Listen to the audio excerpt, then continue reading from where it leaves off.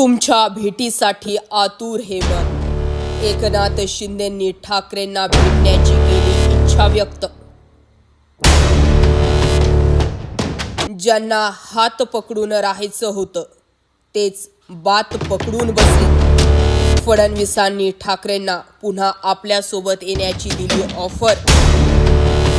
कवितेच्या माध्यमातून शिंदेंचा ठाकरेंना भेटीसाठी प्रस्ताव. सवा सुटला म्हणून सोबत सुटत नाही, सवा सुटला म्हणून सोबत सुटत नाही. नुसता निरोप दिल्याने नातं तुटत नाही. निरोपाचा क्षण नाही, शुभेच्छांचा सण आहे. आणि म्हणून निरोपाचा क्षण नाही, शुभेच्छांचा सण आहे. तुमच्या भेटीसाठी पुन्हा आतुर हे मन आहे. होता तो खूप जवळचा, पण मी कुणाला कळलोच नाही. ठाकरे पहिल्यांदा शिंदेंवर बोलले. मित्र कोण आणि शत्रू कोण गणित साधे कळले नाही. नाही भेटला असा कोणी ज्याने मला छळले नाही. रुसून राहिले माझ्या अगदी जवळचेच, पण मी कोणाला कळलोच नाही. शिंदेंना त्यांची चूक समजली. ठाकरेंपुढे मान्य. काल रात्रीची सर्वात मोठी घडामोड.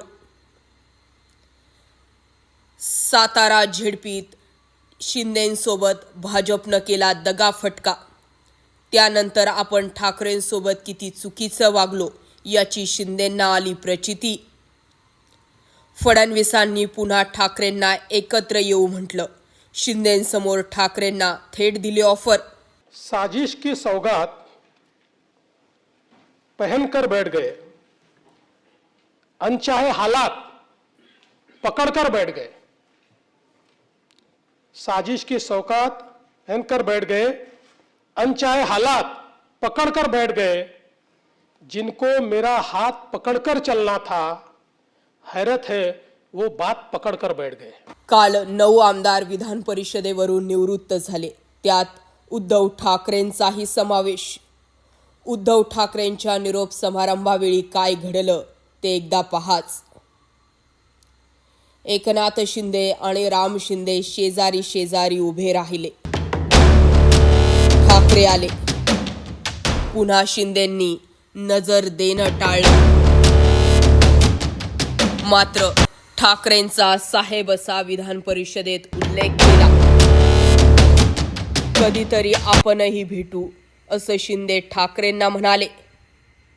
निरोप समारंभावेळीही एकनाथ शिंदे आणि उद्धव ठाकरे दोघांच्याही मध्ये एक खुर्ची तशीच. त्याच खुर्चीवर राम शिंदे बसले. ठाकरे होणं खरोखर सोपं नाही.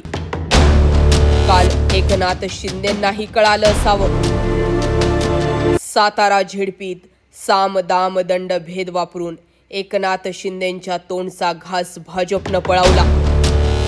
तेव्हापासून शिंदेंचं भाजपासोबत मन रमेना.